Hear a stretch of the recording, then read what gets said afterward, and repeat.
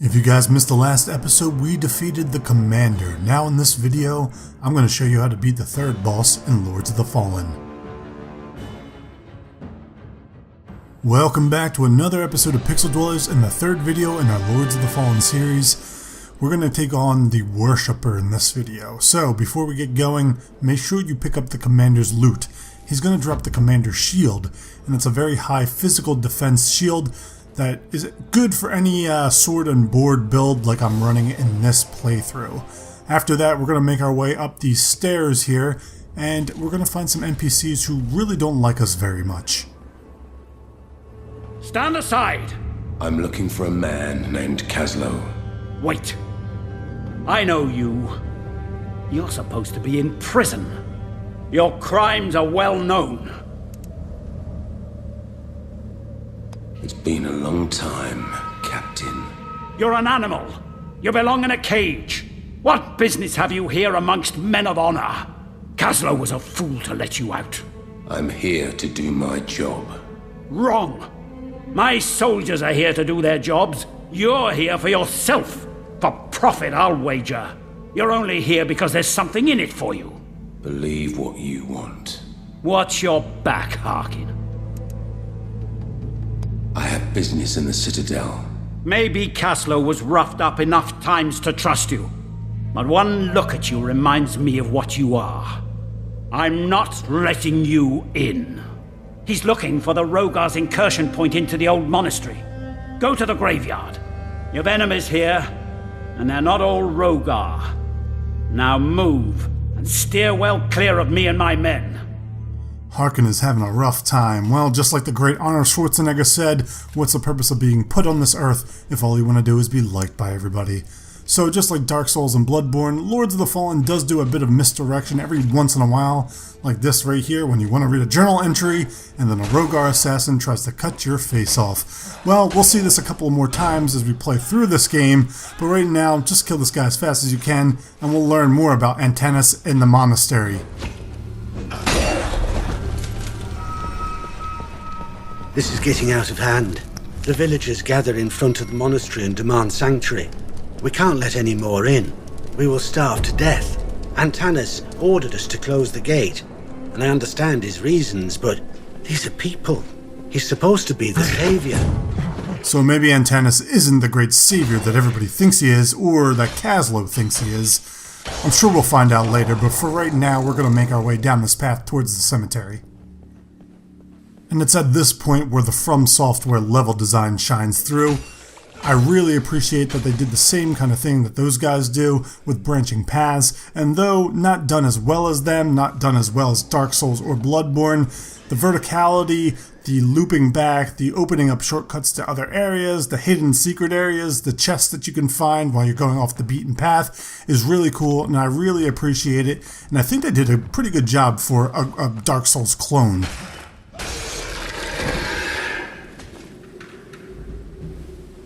Also, does anybody else get a Lord of the Rings feeling from this tower? So like I just said, going down these steps, you'll loop around, find this enemy, have a little bit more backstab glory shots here. Beautiful. And you're going to find a secret chest and open up a doorway that was previously locked to you, leading back to other older areas that you've already explored. Very cool.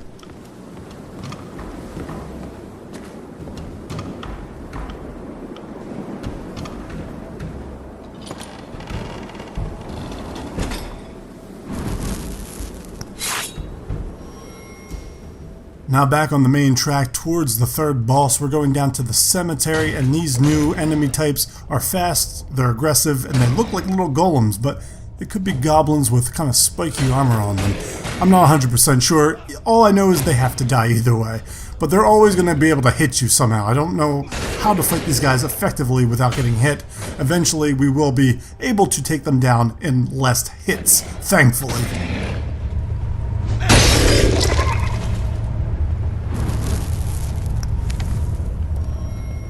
Once we make it down to the bottom of the cemetery, we're finally going to find Kaslo again.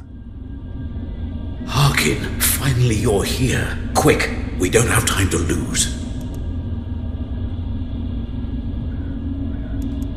What is it I must do? We need to stop the Rogar lords from entering our world. The Rogars are transitioning from the realm from the other side of this pathway. Once I'm there, how do I stop them? Traversing dimensions requires a vast amount of power. Look for a source or manifestation of such power.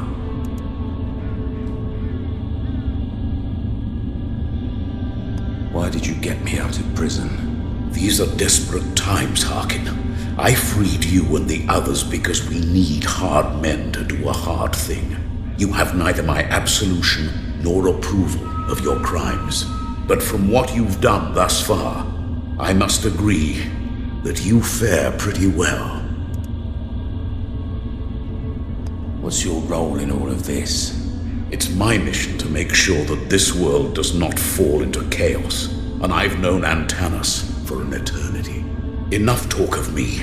We must uncover how we're to get Antanas out of his misery.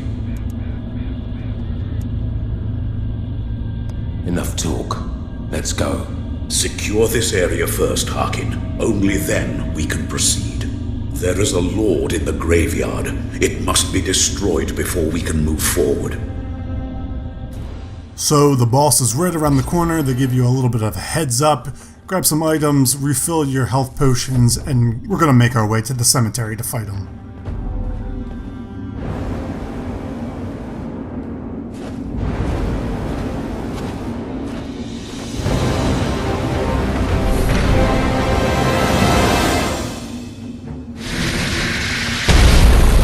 So now we come to the hardest boss so far in Lords of the Fallen, that is the Worshipper.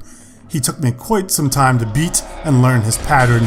He has 4 phases as well as a couple of nasty attacks like these large arcing swings and this ground pound AoE that stuns you if you're too close. That's always fun to get hit with the first time, so you'll learn to stay back.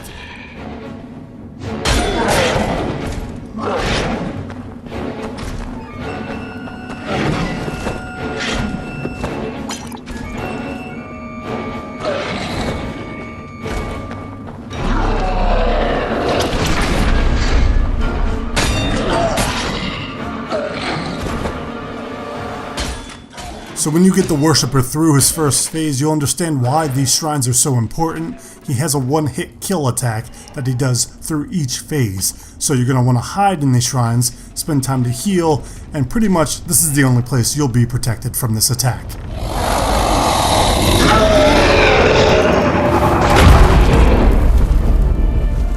So using the shrine to your advantage, you're pretty much defended from any attack the Worshipper can throw at you. He also has the summoning ability, where he'll summon the golem-like creatures to fight at his side.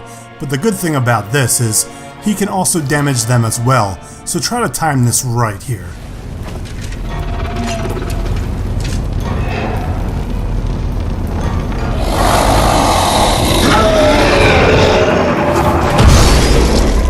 No problem. Another trick you might also want to know is that you can have the Worshipper actually attack the shrine. So when he's doing an attack, you can hit him a little bit, entice him to make a big attack, and he'll destroy the shrine, hurting himself as well.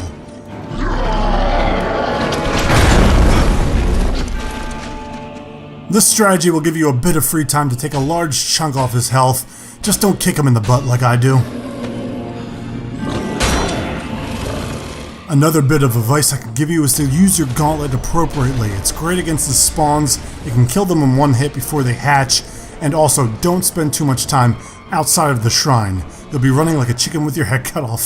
So just go back to the shrines, let him attack you, let him attack his own spawns, keep your guard up, and try to get the big attack, have him knock himself out. If you can do that, this boss fight isn't too hard, it just may take a couple of tries.